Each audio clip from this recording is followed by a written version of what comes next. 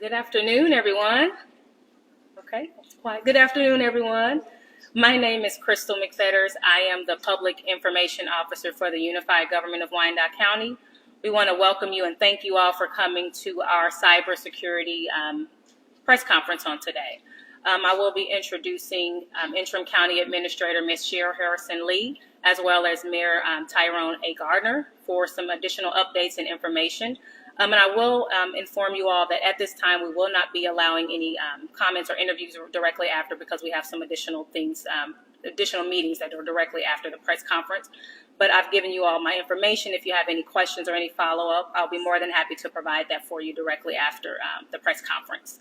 So thank you all, and at this time I will introduce our Mayor, Mr. Tyrone A. Gardner.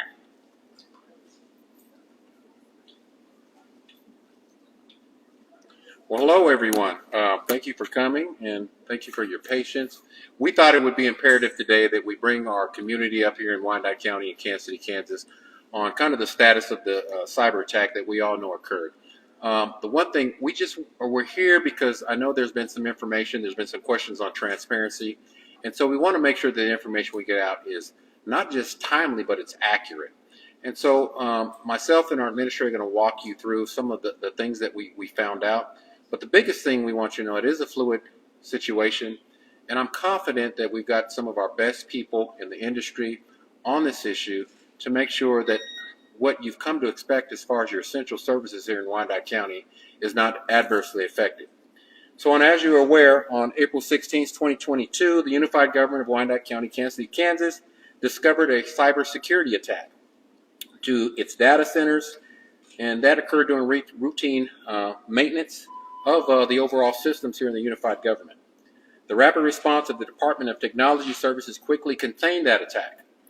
The UG has felt the impacts of the cyber attack, but has avoided the worst case outcomes that could have been realized. But the work is still in progress to fully restore services to the levels that this community has come to expect. From the security investigation, we know that the attack itself began on Saturday, April 16th, the same day it was discovered.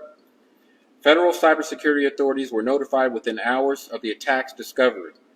The Unified Government brought in additional private sector cybersecurity resources to assist with preventing repeat attacks, identifying and removing any malicious software, and strengthening its cybersecurity apparatus. No additional attacks have been identified since April 16th, which was when the event was discovered. The Unified Government is cooperating fully with law enforcement, and I think that's really key for the public to understand as we go through this process, that we have engaged authorities. We will emerge stronger from this attack, while we also seek justice and help protect our communities by sharing information with the appropriate law enforcement officials. The attack did not impact online or cloud-based services such as our website, 311, park signups, and UG emails. The attacks targeted on-premise servers. As a defensive measure, many UG servers were shut down to isolate the issue during an assessment of the impact, and that's something that we just had to do to make sure we mitigated any type of spread that may have occurred. Police, fire, and dispatch service were never affected. You still have police cars out here on your streets. You still have your ambulance and fire services still responding as they're requested. And dispatchers are still in your dispatcher centers, making sure that our public safety officials get to the areas where you need them when you call. Due to how quickly we identify this threat, we have been able to sustain business as usual across most of our departments. We are still open for business right here in the Unified Government, although there have been some disruptions, obviously. We appreciate the public's patience as we navigate this evolving situation. And I have to stress that it is evolving. What we may have realized tomorrow may not be what we realized today. Hopefully we realize in short order us getting back to full operation. But we want you to know that this situation is still fluid. It is important to note that because it's been a fluid situation, we're continuing to assess the scope of the attack, and we're going to take continued measures to mitigate its impacts on the Unified Government and the service we provide to our residents. We provided the public and staff with information as soon as it is validated, and I have to make sure that that's clear. We don't want bad information going out. So we have to make sure that the information that we get, we can really vet it, then get it out to you as it's validated. Recognizing that the situation continues to evolve, we have to balance the importance of transparency with also respecting the integrity of the ongoing investigation.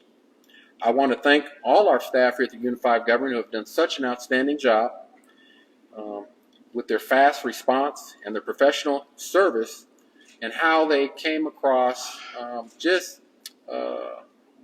addressing this situation and the attacks.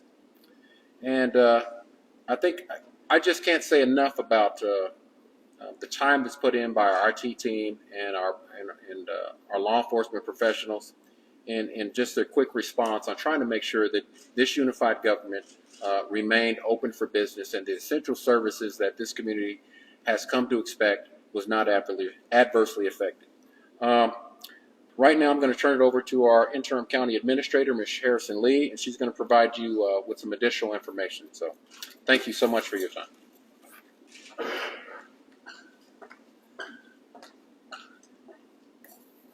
Good afternoon. I'm Cheryl Harrison Lee, Interim County Administrator. Thank you, Mayor. As the Mayor has mentioned, since April 16th, our team has been assessing the scope and impact of the cybersecurity attack. In partnership with our federal and state authorities and our technology partners, we are finishing a thorough investigation of what was impacted by the attack.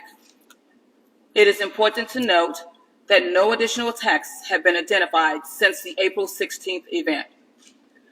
We've had rapid detection and response from our Department of Technology Services, and they have been working tirelessly around the clock for almost 2 weeks to ensure the situation is contained. And as the Mayor indicated, we are all very appreciative of their dedication and commitment to the residents of Wyandotte County. There has been speculation on social media about data breaches, but the examples offered by the public are not related to the systems impacted by this threat. Departments that work closely with the state, such as motor vehicles, have had delays due to the lack of connectivity in an effort to preserve the integrity of the state's data. We appreciate our cooperative partnership with the state.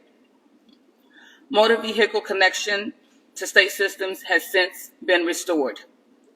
The Kansas Department of Health and Environment temporarily suspended access to several state health systems.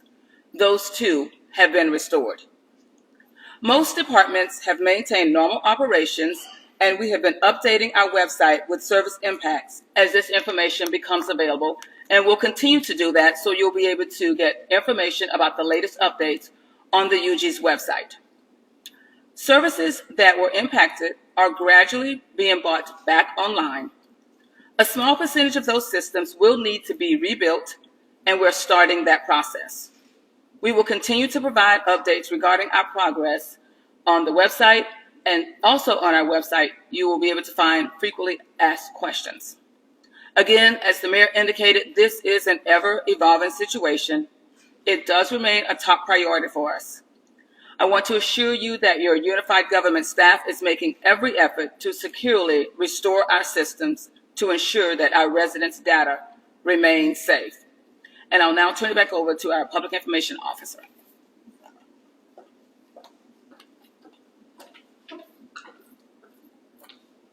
Thank you, Ms. Harrison Lee and Mayor Gardner, for that update. Again, like Ms. Harrison Lee stated, we will continue to provide updates and any information that we're allowed to share online on our website.